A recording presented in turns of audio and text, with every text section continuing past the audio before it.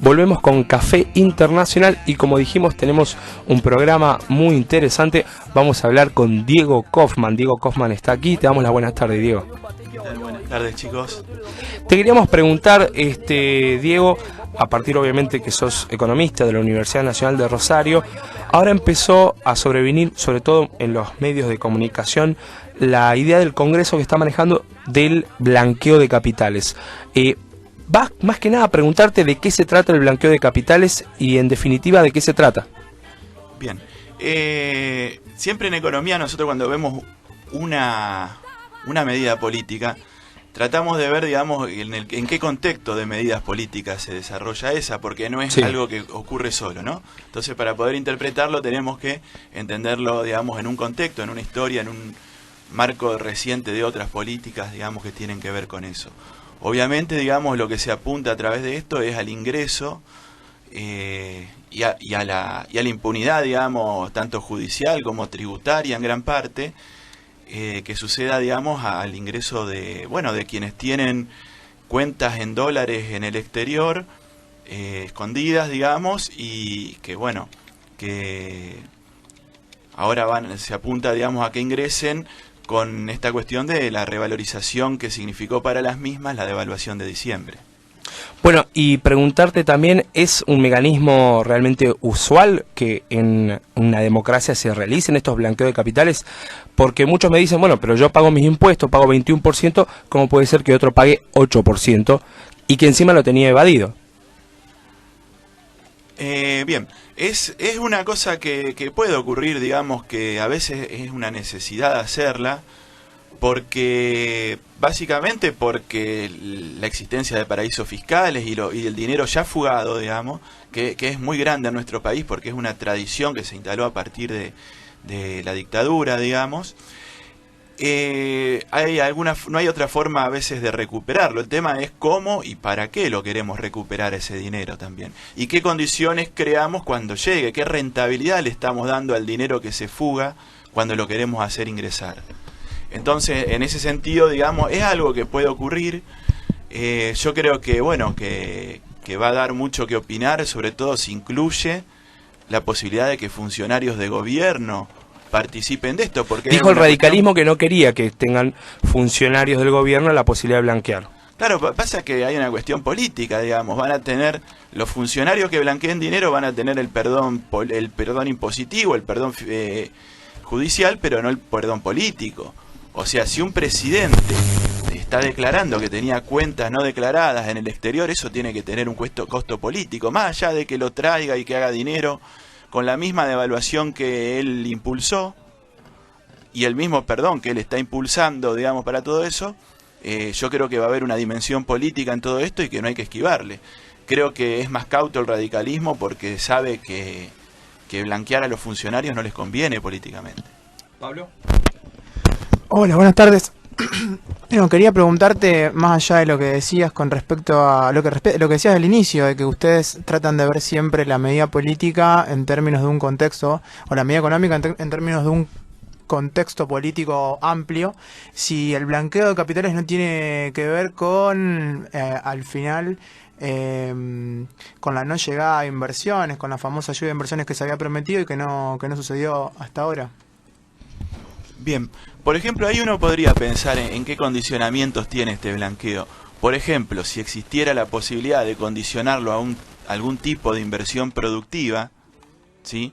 Entonces ese blanqueo, digamos, esos dólares que entran, digamos, y que se utilicen para el financiamiento de los propietarios, digamos, se comprometan a invertir en inversión productiva justamente, ahí podríamos hablar de otra cosa. Pero ¿qué es lo que pasa? Hace un tiempo, digamos, viene funcionando un mecanismo de bicicleta financiera en el cual se pueden traer dólares de corto plazo y con esos dólares transformarlos en pesos, ponerlos en inversiones financieras que dan una rentabilidad muy alta y que después te permiten volver a comprarle cualquier cantidad de los LEVAC. Los LEVAC. Principalmente. Que son famosos por el 38% que daba de ganancia. Exactamente, te pagan un 38% anual y entonces con eso, digamos, es un nivel de rentabilidad superior al que sería tenerlos acá en dólares, porque la devaluación de acá a un año no va a ser de un 38%. Entonces, eso permite, digamos, que permanentemente, mes a mes, se vaya, digamos, haciendo como una bola de nieve en la cual va creciendo el endeudamiento en pesos que tiene el Banco Central con los bancos, y va creciendo también como una bola de nieve la ganancia de estas inversiones, de estos inversionistas, que son de tipo financiero y que no van a la actividad productiva, van directamente a alimentarse en el mismo sistema financiero y en la cuestión esta de absorción de pesos, digamos, y de sí, las LEVAC. Aparte, convengamos que ni siquiera en una asociación ilícita, vos teniendo un palo verde, ganás 38%. O sea, es bastante importante ese 38%. Si yo te preguntara, ¿qué haces vos con un palo? ¿A dónde lo invertí?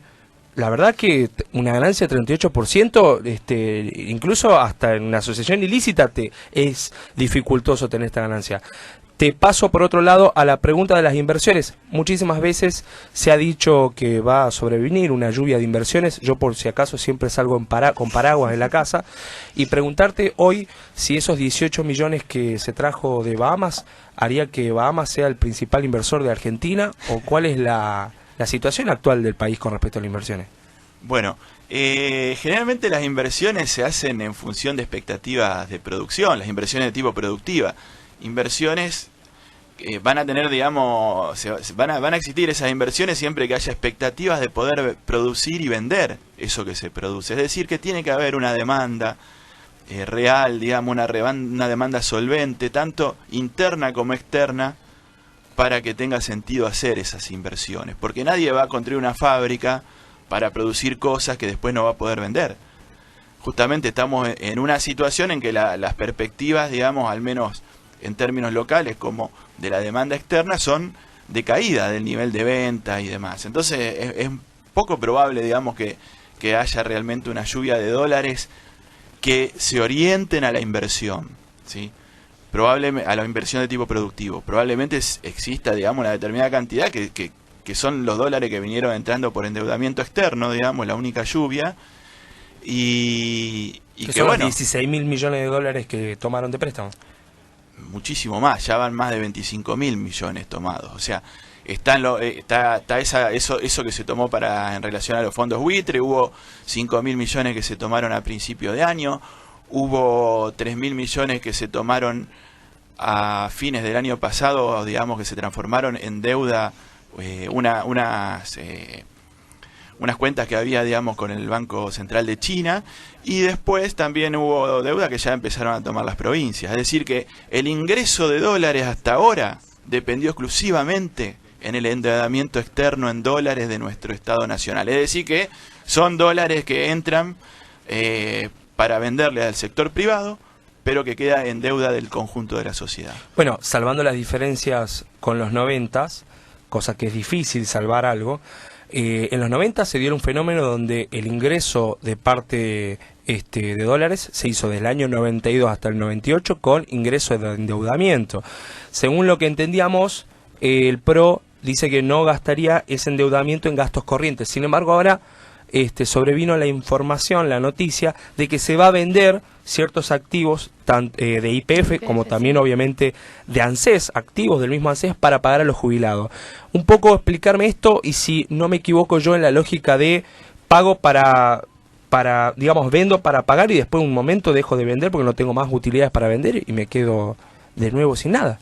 Bien, primero una digresión, digamos, cuando hablan de pagarle a los jubilados. En realidad están hablando de pagarle a algunos de los jubilados, que son los de más altos ingresos, digamos, dentro de lo que es el sistema previsional. Y yo creo que, digamos, que eso tiene por objetivo ocultar la otra parte de esto, que es dejar fuera del sistema previsional o del derecho a la jubilación a todos aquellos jubilados, digamos, que no tienen todos los aportes realizados y que pasarían a percibir una ayuda social, digamos, más que la materialización de un derecho. Sería una ayuda social que le da el ANSES para que puedan sobrevivir con el 80% de lo que es la jubilación mínima, es decir, con el 80% de lo que es el 80% ya del salario mínimo vital y móvil. Claro. Entonces, en ese sentido, lo que le estamos dando es para que tengan una muerte un poquito menos lenta y digna que la que si tuvieran ningún ingreso, pero están por fuera de lo que es el derecho a la jubilación que tiene todo trabajador. En la Constitución no dice que un trabajador, para tener derecho a la previsión social, tiene que haber hecho aportes. Eso no está en ningún lado en el artículo 14 bis donde se enmarca esta cuestión. Sí, bueno, de hecho pasó, ahora han subido, para quienes no tenían aportes, las mujeres van a tener que trabajar hasta los 65, han sacado las ¿cómo es? Las amas de casa no van a tener más jubilaciones a partir de septiembre, o sea, está heavy. Y dentro de esta cuestión, una frase que a mí me llama muchísimo la atención, realmente no la comprendo, capaz vos me la puedas explicar. Constantemente los referentes del PRO dicen que hemos vivido una fantasía. No entiendo la palabra fantasía, digamos, por qué hemos vivido una fantasía y por qué esto sería la realidad o lo que tenemos que vivir. O sea, es como que ahora consumimos mucho, compramos demasiado, la pasamos bomba y ahora terminó. Y esta es la realidad. ¿Por qué se atan a discursivamente? Primero me parece terrible discursivamente decir que hemos vivido una fantasía y no entiendo cómo lo pueden explicar así. Y yo creo que tiene, digamos, un cinismo muy grande, digamos, la expresión que utilizan y para, digamos, decir que es algo que no es posible que un trabajador viva bien en la Argentina, básicamente, y viva bien, no como viven ellos, ¿eh? Estamos hablando, ellos les están refiriendo al trabajador que incluso en esto, a pesar de todos los avances y demás, que hubo en estos 12 años, llegaba con lo justo a fin de mes y tenía que pagar un alquiler, era muy difícil, depende, digamos, en qué parte uno trabaje, en qué sector, qué salario tenga, si bien había mejorado muchísimo, era todavía una vida que tampoco era de derroche, ¿sí? Ahora, ¿quiénes son los que derrochan? Por ahí ellos piensan que todo el mundo vivía como vivían ellos. El ladrón piensa que todos son de su condición, dicen. Pero fíjate lo paradojal de estas cosas. Y en relación a esta cuestión de la posibilidad de jubilarse, que era una fantasía, yo quiero que ahora que vaya Mauricio Macri a visitarlo, a este vendedor de tortas y a su mujer, que nunca se van a poder jubilar ahora, y que sí lo hubieran podido hacer durante el fantástico pasado, digamos, y bueno, y que vaya y le cuente al tortero que va a tener que vender tortas hasta que se muera, porque la plata que va a recibir del ANSES dentro de 2 años, cuando tenga edad de jubilarse, si es que puede jubilarse, y no sé, su esposa más o menos estaba en la misma situación, que vaya y le explique, digamos, que bueno, que va a tener que hacer un esfuerzo mucho más grande que mandar 100 pesos. Cami Otazu dice que expliquen un poquito mejor el tema de las jubilaciones de las mujeres a 65 años. Tengo entendido que tiene un poco que ver con 5 años más que se le darán a las mujeres que supuestamente se jubilan a los 60, que no tienen los aportes. ¿Para qué? Para que cumplan esos aportes. Igual el problema que está sucediendo es que en septiembre va a terminar la moratoria previsional. Sí. ¿Y qué es lo que sucede? Tu mamá, en este caso Cami, no se va a poder jubilar si no tiene por lo menos los 60 años. Porque hasta en septiembre se cumplirá, digamos, el dispositivo por el cual vos te jubilabas e ibas pagando hasta el 20%, 25% de lo que es tu jubilación, todos los aportes que a vos te faltaban.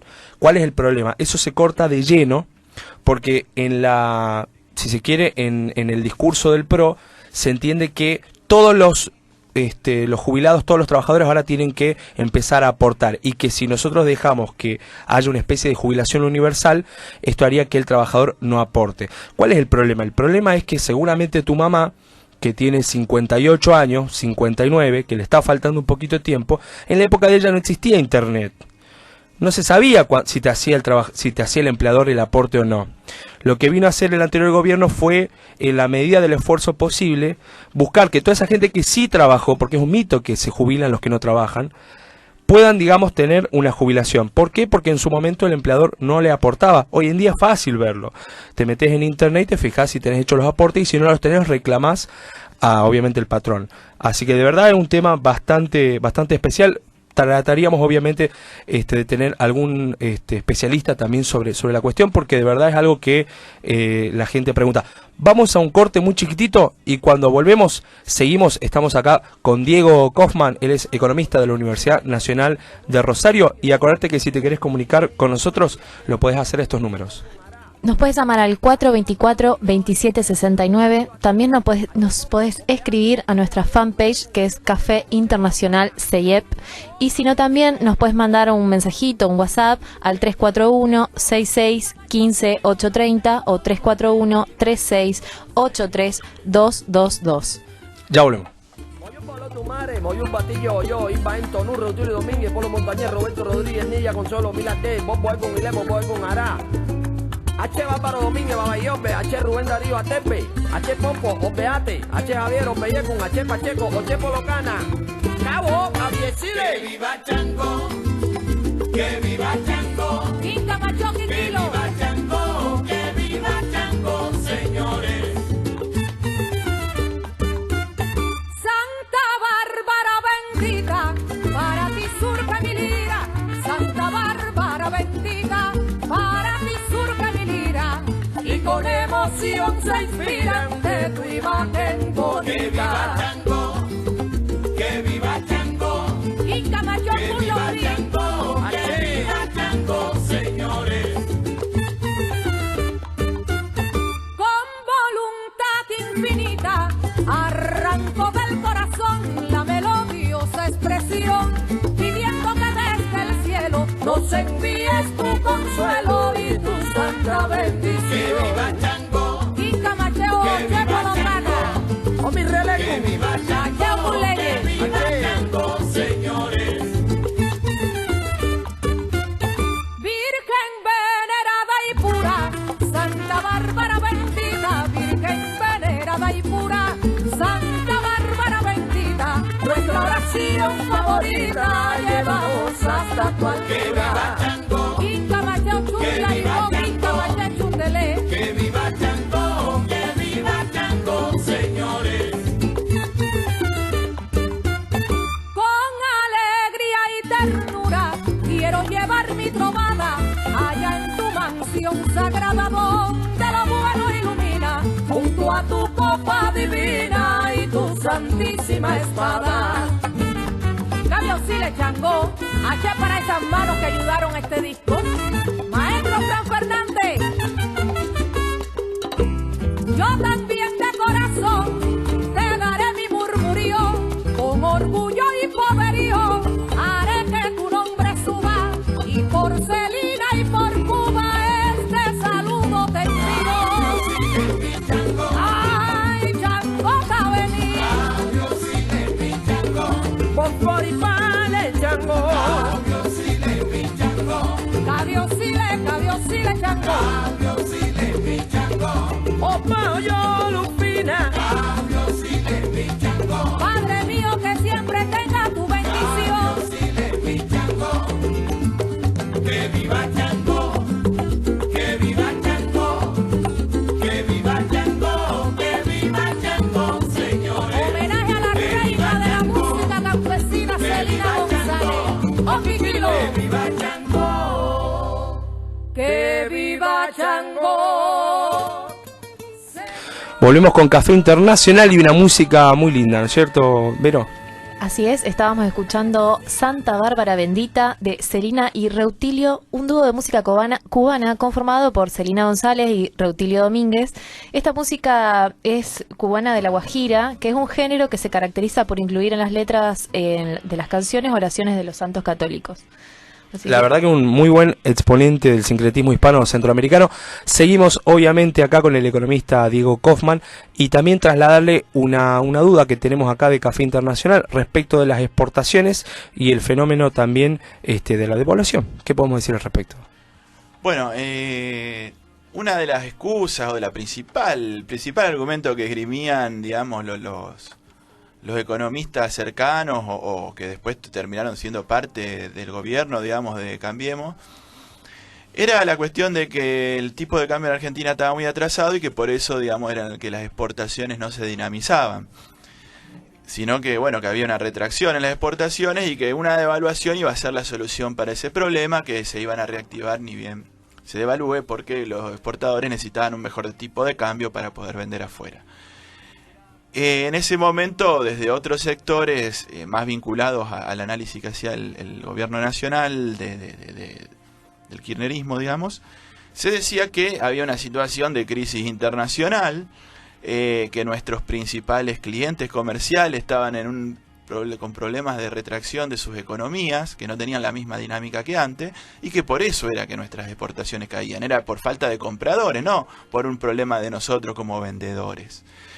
Entonces, bueno, se hizo una devaluación que llevó la devaluación interanual al orden del 60%, se venía de un 14% eso, y eso tiene su impacto obviamente inmediato en el tema de los precios, sobre todo los precios de los alimentos y demás, que muchas veces se compite, ¿no?, entre el mercado interno y el de exportación, eso sumado a la cuestión de la quita de retenciones y bueno, demás pero elementos. ¿esos fueron medidas muy importantes para las exportaciones o no? En teoría habían dicho que iban a hacer, y bueno, y ahora ya tenemos los datos del primer trimestre. A lo que yo que igual mucho no importa, ¿no? El segundo semestre es cuando empieza a llover todo. Sí, lo que pasa es que ya no sabemos, cuando nos hablan de primero, segundo, nunca aclaran de qué año sería. Claro. Ellos te dicen segundo semestre, pero capaz que están hablando de acá a 20 años, no sé. Yo estoy esperando también yo no quiero decir que estén mintiendo, estoy diciendo que simplemente que no están diciendo completamente la información, quizá. La verdad a medias. La verdad a medias. ¿Y cómo son los números de las exportaciones? Bueno, en el primer trimestre, digamos, en relación a lo que fue el primer trimestre del año pasado, de 2015, la comparativa se suele hacer en términos interanuales.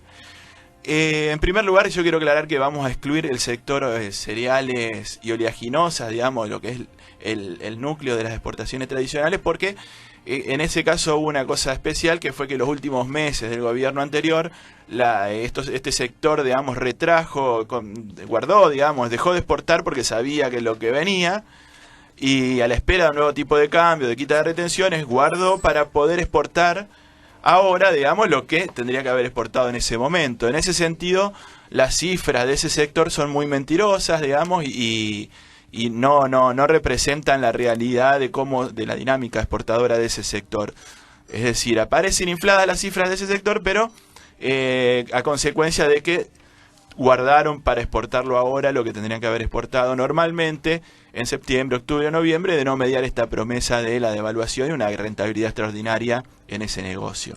Pero si dejamos ese sector y tomamos los otros sectores que componen el balance cambiario que tiene la Argentina, digamos, que es el que hace el Banco Central, en relación simplemente a cuántos dólares tuvo que dar para pagos de importaciones y cuántos dólares recibe por las exportaciones. Por ejemplo, metales comunes y elaboración, que es decir, un sector en el cual hay involucrada mano de obra, tuvo una caída interanual del 46%. Agricultura, ganadería y otras actividades primarias, excluido, digamos, cereales y oleaginosas, una caída del 7%. Minería, una caída del 27%, petróleo del 28%, industria química, caucho y plástico del 17%. Alimentos, bebidas y tabaco un poco menos, 4,6%, y la industria automotriz una retracción del 40%. Es decir que, en promedio, entre todos estos sectores, por las distintas importancias que tienen, un 21% de retracción en todas las exportaciones que no son cereales y oleaginosas. Esto quiere decir que el resultado de la devaluación no fue incrementar las exportaciones, no tuvo ningún impacto, sino que las exportaciones cayeron por la cuestión de la demanda externa, digamos, que era la razón que se argumentaba desde otros sectores, y tuvimos que comernos, digamos, todo el costo social de esa devaluación, digamos, crecimiento de la pobreza y demás, pero siempre que hay algunos que pierden, hay otros que ganan, digamos, y ¿no? además se han abierto, las importaciones, y eso, o sea, eso lo sumamos a eso, es terrible lo que está sucediendo en cuanto Sumale al costo social. también el tarifazo y otras cuestiones, ¿no? Sí. Pero pensemos ahora en esta cuestión de los ganadores y unamos un poco con lo que veníamos hablando anterior. Fíjate que se devaluó con una excusa, pero como efecto colateral, digamos, de esa devaluación, quien había escondido dólares en el exterior va a tener una ganancia extraordinaria con esta devaluación. Y si juntamos que la misma persona que decidió esa devaluación impulsa ahora el perdón judicial y fiscal para el blanqueo de esos fondos escondidos en el exterior, no nos podemos sorprender de nada, digamos. O sea, estamos ante un gran negociado, digamos, que hicieron una gran estafa, digamos, al conjunto del pueblo argentino, y centrado en la figura del mismísimo presidente, digamos. O sea, ahí entendemos, digamos, esta cuestión. ¿Para qué se devalúa? ¿Para qué se perdona fiscal y judicialmente al que estuvo escondiendo dinero en el exterior? A los fugadores, digamos. ¿Quiénes son los fugadores? Son los que nos están gobernando. Los devaluadores, ¿sí? Son los mismos. Y bueno, es como estamos con el corral puesto, con el zorro cuidándolo, ¿no? Una cosa así. Sí, aparte me parece que en Argentina siempre hubo leyes, pero justicia no. Realmente un blanqueo de capitales, teniendo como principal artífice, o pareciera ser moldeado a la necesidad del presidente, en realidad me parece preocupante, porque en definitiva lo que hacen nuestros congresales, o gran parte de ellos, es moldear una política pública para un sector, para la Argentina, en definitiva, con la medida del zapato del presidente. Me parece que tenemos que empezar a condenar a aquel que evade, porque en definitiva aquel que evade es aquel que no quiere participar, no quiere ser protagonista en la construcción de más escuelas, de más hospitales, porque se trata de eso, no se trata de plata que se fuma en impuestos que vaya a saber quién los cobra. No, significa capitalizar a la política para que pueda producir algo y no sean solamente las empresas aquellas que con su responsabilidad social empresaria puedan constituir algún tipo de beneficio para la sociedad. Que no está mal que así lo hagan, pero sí está mal que sea solamente eso, un parangón, digamos, la única herramienta que tengan los actores del país para producir beneficio para la sociedad. Sí, como vos decías, Navi, es la élite empresaria argentina, la élite dirigente en términos económicos, ha sido históricamente funcional al endeudamiento argentino, porque justamente se ha llevado la plata afuera, y lo que ha faltado históricamente, de lo que ha carecido Argentina, y podríamos decir América Latina en general, es de una burguesía nacional al estilo de la que tuvieron los países europeos en su desarrollo en el primer periodo de acumulación de capital en el siglo XVIII y XIX. Esto ha sido un flagelo que ha sufrido América Latina y por el cual históricamente no nos hemos podido desarrollar. Como vos decías, digamos, la fuga de capitales implica que el Estado deje de tomar ese capital, digamos, ese dinero, y eso implica obviamente menores prestaciones de servicios públicos, o sea, un menor Estado, un Estado menos presente. Bueno, yo discuto un poquito esa cuestión de la burguesía nacional. ¿Por qué? Porque a mí me parece que tampoco hay burguesía norteamericana nacional, tampoco hay burguesía nacional francesa, porque si algo hacen también ellos es evadir. Me da la sensación que la política es que tiene que dar aquellos canales para que aquellos elementos o actores que son empresarios que buscan la maximización de sus beneficios tengan herramientas por la cual invertir, y el Estado darle y brindarle ese marco para que sus inversiones tengan un círculo virtuoso. Cuando en el gobierno anterior se buscaba obviamente promover la ciencia y tecnología, también se buscaba que el sector privado acompañe. Ahora el problema es que es la misma Casa Rosada la que está mandando reglas difusas, elementos contradictorios a los mismos empresarios. Hace poquito también lo dijo Guillermo Moreno, ex secretario de Comercio de la anterior gestión, que quizás no es de mi mayor devoción, pero dijo algo muy interesante y de verdad que me hizo pensar. ¿Cómo le va a pedir Macri a los empresarios que no hagan fuga de capitales si Macri lo hacía? Hay una cuestión moral allí que te indica que este presidente, por lo menos hablando de ese tópico, es muy difícil que pueda generar algún tipo de protagonismo de parte del empresariado. Y por último y cortito, el tema de los despidos. La ley antidespidos, el presidente buscando anticiparse a la promulgación de la ley antidespidos, que en definitiva salió, pidiéndole a los empresarios que de onda, porque o sea, era de onda, no echen gente. O sea, ¿qué tipo de política pública la hacemos de onda? O sea, hubiese faltado que el presidente fuera obviamente a pedirle a los ladrones que, chicos, de onda, no choreen porque queda mal y afecta a los índices de seguridad. De onda. Che, de onda, pedirle a Paraguay que no trafique gran parte de los sectores que vienen de Paraguay y Bolivia droga, porque de onda. No es de onda acá. Me parece que falta una política pública clara. Si vos le hablás con el corazón, como decía Alfonsín, siempre te van a responder con la billetera. Preguntarte la última pregunta, Diego, ¿qué nos queda ahora? ¿Qué tipo de escenario es el que se viene? Porque siempre se habla del segundo semestre como algo de verdad del realismo mágico, y me gustaría que lo baje un poquito a la realidad en tu perspectiva. ¿Cuál es el horizonte que le queda a la Argentina?